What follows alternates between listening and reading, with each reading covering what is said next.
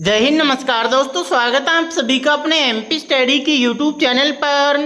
आज हम आपको railway group D NTPC exam 2025 के लिए जीके जीएस के मोस्ट इम्पोर्टेंट क्वेश्चन करवाएंगे जो बिल्कुल आपके एग्जाम में पूछे जाएंगे। ठीक है, तो बिल्कुल सभी विद्यार्थी इस क्लास में अंतिम तक बने रहे। ठीक है, तो दोस्तों आज की क्लास का पहला प्रश्न हो जाएगा हमारा, किस अनुच्छेद में राष्ट्रपति को आपातकाल घोषित करने का अधिकार है। आपको बताना है किस अनुच्छेद में राष्ट्रपति को आपातकाल घोषित करने का अधिकार है। तो दोस्तों ये हो जाएगा अनुच्छेद 352 में। किस में हो जाएगा? अनुच्छेद 352 में। अगला प्रश्न है हमारा,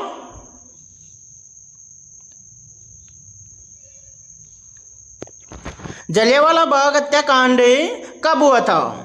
आपको बताना है जलियांवाला बाग हत्याकांड कब हुआ था।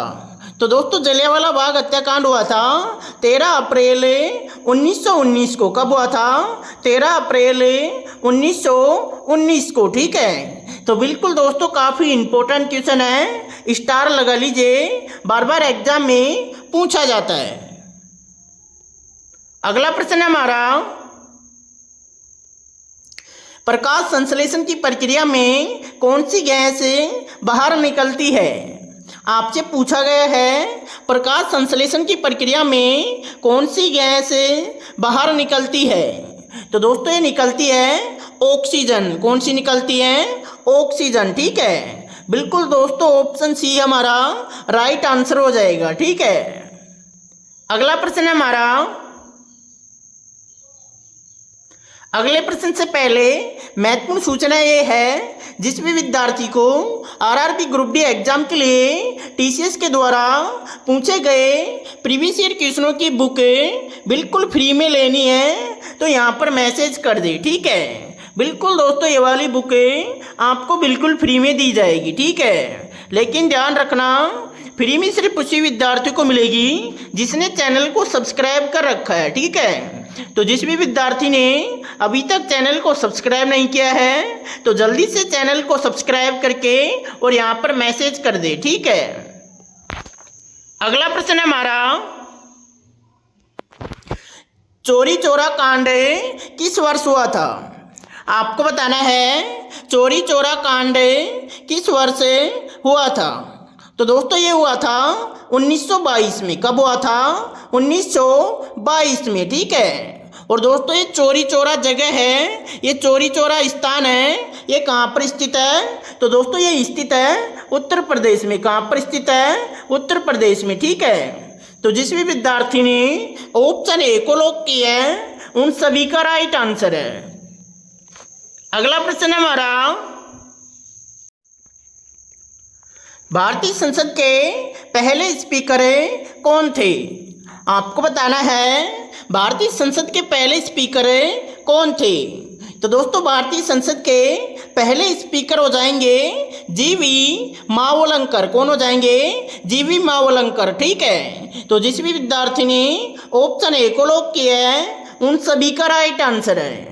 दोस्तों इस क्वेश्चन को स्टार लगा लेना, बिल्कुल मैं गारंटी के साथ में कह सकता हूँ 100% आपके एग्जाम में पूछा जाएगा। ठीक है, बिल्कुल दोस्तों आज की क्लास का मोस्ट इम्पोर्टेंट क्वेश्चन है, बार बार एग्जाम में पूछा जाता है। ठीक है,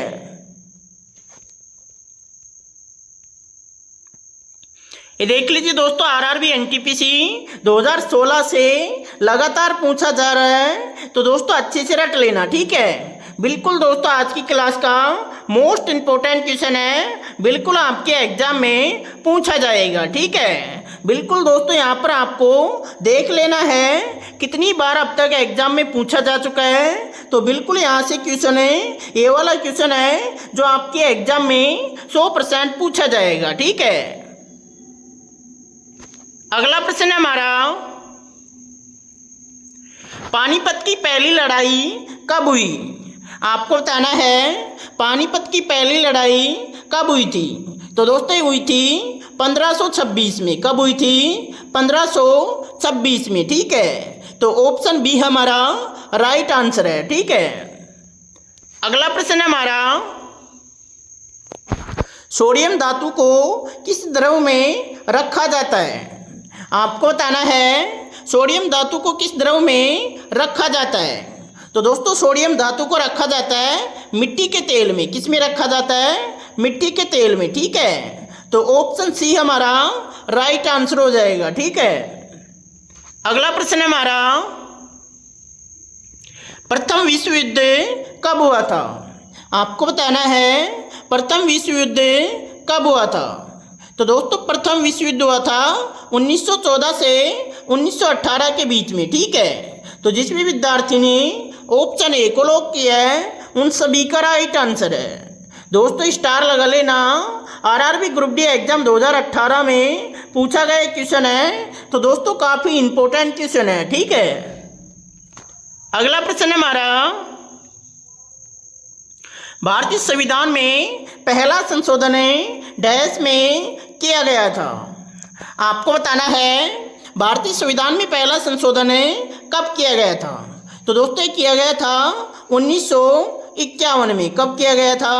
1951 में। ठीक है, बिल्कुल दोस्तों इंडियन पॉलिटी का मोस्ट इम्पोर्टेंट क्वेश्चन है, बिल्कुल अच्छे से रट लीजिए, बार बार एग्जाम में पूछा जाता है।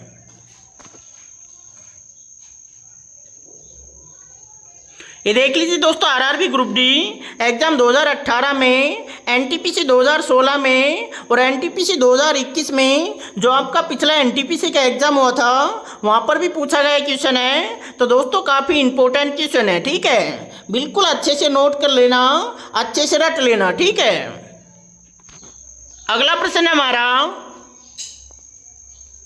कोशिका का पावर हाउस किसे कहते हैं? आपको बताना है कोशिका का पावर हाउस किसे कहते हैं। तो दोस्तों कोशिका का पावर हाउस कहते हैं माइटोकॉन्ड्रिया को। ठीक है, तो ऑप्शन बी हमारा राइट आंसर हो जाएगा। ठीक है, अगला प्रश्न है हमारा, साइमन कमीशन भारत कब आया था? आपको बताना है साइमन कमीशन भारत कब आया था। तो दोस्तों साइमन कमीशन भारत आया था 1928 में। कब आया था?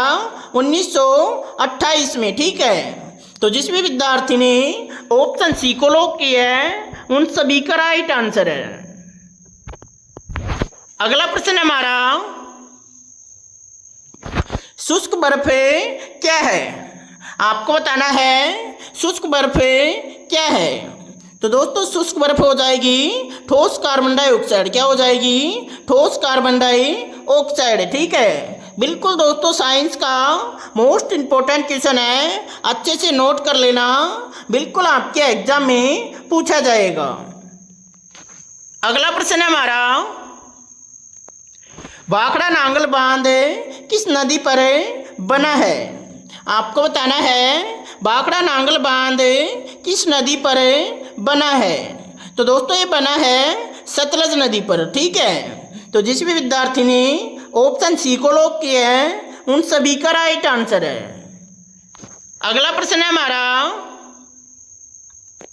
निम्नलिखित में से किसे आनुवंशिकी का जनक कहा जाता है? आपको बताना है निम्नलिखित में से किसे आनुवंशिकी का जनक कहा जाता है। तो दोस्तों आनुवंशिकी का जनक कहा जाता है ग्रेगर जॉन मेंडल को। ठीक है, तो जिस भी विद्यार्थी ने ऑप्शन डी को लॉक किया है उन सभी का राइट आंसर है। दोस्तों स्टार लगा लीजिए, साइंस का मोस्ट इम्पोर्टेंट क्वेश्चन है, आरआरबी ग्रुप डी एग्जाम 2022 में जो आपका पिछला ग्रुप डी का एग्जाम हुआ था वहाँ पर पूछा गया क्वेश्चन है। तो दोस्तों काफ़ी इंपॉर्टेंट क्वेश्चन है। ठीक है,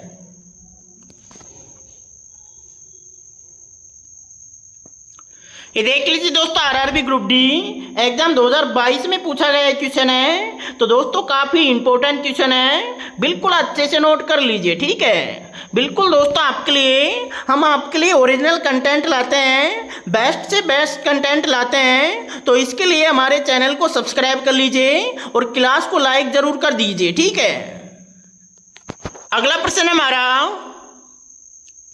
विटामिन बी1 की कमी से कौन सा रोग होता है? आपको बताना है विटामिन बी1 की कमी से कौन सा रोग होता है। तो दोस्तों विटामिन बी1 की कमी से होता है बेरी बेरी। कौन सा होता है? वेरी वेरी, ठीक है। अगला प्रश्न हमारा, पंचायती राज व्यवस्था को संवैधानिक दर्जा कब मिला? आपको बताना है पंचायती राज व्यवस्था को संवैधानिक दर्जा कब मिला। तो दोस्तों ये मिला था 1992 में। कब मिला था? 1992 में, ठीक है। अगला प्रश्न हमारा, भारतीय अंतरिक्ष अनुसंधान संगठन इसरो की स्थापना कब हुई? आपको बताना है भारतीय अंतरिक्ष अनुसंधान संगठन इसरो की स्थापना कब हुई? तो दोस्तों इसरो की स्थापना हुई थी 1969 में। कब हुई थी? 1969 में, ठीक है। और दोस्तों इसका मुख्यालय कहाँ पर स्थित है? बेंगलुरु में। कहाँ पर स्थित है? बेंगलुरु में, ठीक है। तो जिस भी विद्यार्थी ने ऑप्शन बी को लॉक किया है उन सभी का राइट आंसर है। दोस्तों स्टार लगा लीजिए, बिल्कुल दोस्तों आपके एग्जाम में पूछा जाएगा। अगला प्रश्न हमारा, पृथ्वी की सतह का कितना भाग जल से ढका है? आपको बताना है पृथ्वी की सतह का कितना भाग जल से ढका है। तो दोस्तों ये हो जाएगा 71% भाग, ठीक है। तो जिस भी विद्यार्थी ने ऑप्शन सी को लॉक किया है उन सभी का राइट आंसर है। अगला प्रश्न हमारा, प्रोटीन का मुख्य पाचन कहाँ से प्रारंभ होता है? आपको बताना है प्रोटीन का पाचन कहाँ से प्रारंभ होता है। तो बिल्कुल सभी विद्यार्थी जल्दी से कमेंट करके बता देंगे, ठीक है। बिल्कुल दोस्तों आपके पास में मात्र 5 सेकंड का समय है, तो जल्दी से कमेंट कर दीजिए, ठीक है। तो दोस्तों प्रोटीन का पाचन होता है आमाशय से। कहाँ से प्रारंभ होता है? आमाशय से, ठीक है। तो जिस भी विद्यार्थी ने ऑप्शन बी को लॉक किया है उन सभी का राइट आंसर है। अगला प्रश्न हमारा, स्वतंत्रता दिवस के अवसर पर प्रधानमंत्री कहाँ से ध्वजारोहण करते हैं? तो दोस्तों ये करते हैं लाल किले से। कहाँ से करते हैं? लाल किले से, ठीक है। और ये कहाँ पर स्थित है? नई दिल्ली में, ठीक है। बिल्कुल दोस्तों काफ़ी इंपॉर्टेंट क्वेश्चन है, बिल्कुल आपके एग्जाम में पूछा जाएगा। अगला प्रश्न हमारा, ग्राम पंचायत का कार्यकाल कितने वर्षों का होता है? आपको बताना है ग्राम पंचायत का कार्यकाल कितने वर्षों का होता है। तो दोस्तों ग्राम पंचायत का कार्यकाल होता है 5 वर्षों का। कितने वर्षों का होता है? 5 वर्षों का, ठीक है। बिल्कुल दोस्तों काफ़ी इंपॉर्टेंट क्वेश्चन है, अच्छे से रट लेना, ठीक है। बिल्कुल दोस्तों आरआरबी ग्रुप डी एग्जाम 2022 में पूछा गया क्वेश्चन है। जो आपका पिछला ग्रुप डी का एग्जाम हुआ था वहाँ पर पूछा गया क्वेश्चन है। तो बिल्कुल दोस्तों अच्छे से रट लेना, ठीक है।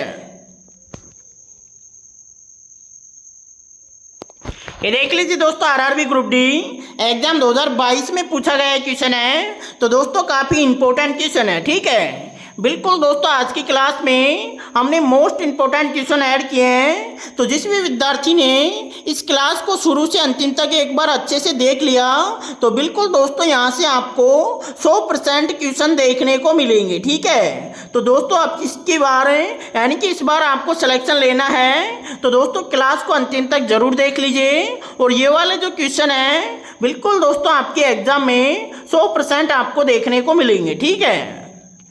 अगला प्रश्न हमारा, भारत में योजना आयोग का गठन कब हुआ था?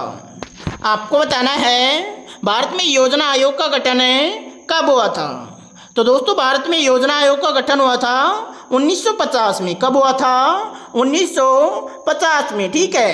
और दोस्तों योजना आयोग का नाम कब बदला गया था? 2015 में। कब बदला गया था? 2015 में, ठीक है। और योजना आयोग का नाम बदलकर क्या कर दिया गया है? तो नीति आयोग कर दिया गया है, ठीक है। तो बिल्कुल अच्छे से रट लीजिए, ठीक है। अगला प्रश्न हमारा, किस धातु का उपयोग किस धातु का उपयोग थर्मामीटर में होता है? आपको बताना है किस धातु का उपयोग थर्मामीटर में होता है। तो दोस्तों थर्मामीटर में होता है पारे का उपयोग। किसका उपयोग होता है? पारे का उपयोग, ठीक है। बिल्कुल ऑप्शन सी हमारा राइट आंसर हो जाएगा, ठीक है। अगला प्रश्न हमारा, राज्यसभा का कार्यकाल कितने वर्षों का होता है? आपको बताना है राज्यसभा का कार्यकाल कितने वर्षों का होता है। तो दोस्तों राज्यसभा का कार्यकाल होता है 6 वर्षों का। कितने वर्षों का होता है? 6 वर्षों का। ठीक है। अगला प्रश्न हमारा,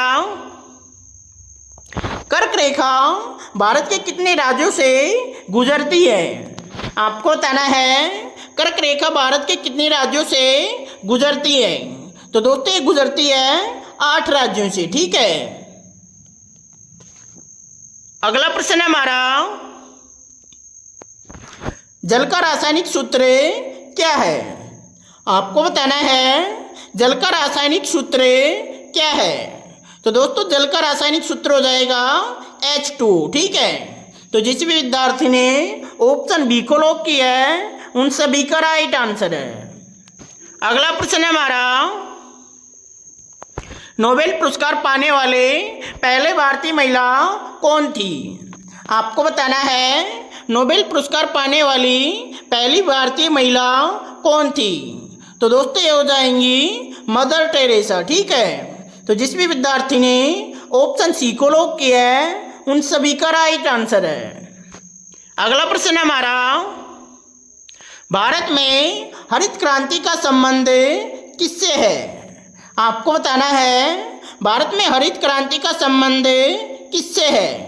तो दोस्तों भारत में हरित क्रांति का संबंध हो जाएगा खाद्यान्न उत्पादन से। ठीक है। तो जिस भी विद्यार्थी ने ऑप्शन बी को लॉक किया है उन सभी का राइट आंसर है। अगला प्रश्न हमारा, गिर वन्यजीव अभ्यारण्य किसके लिए प्रसिद्ध है?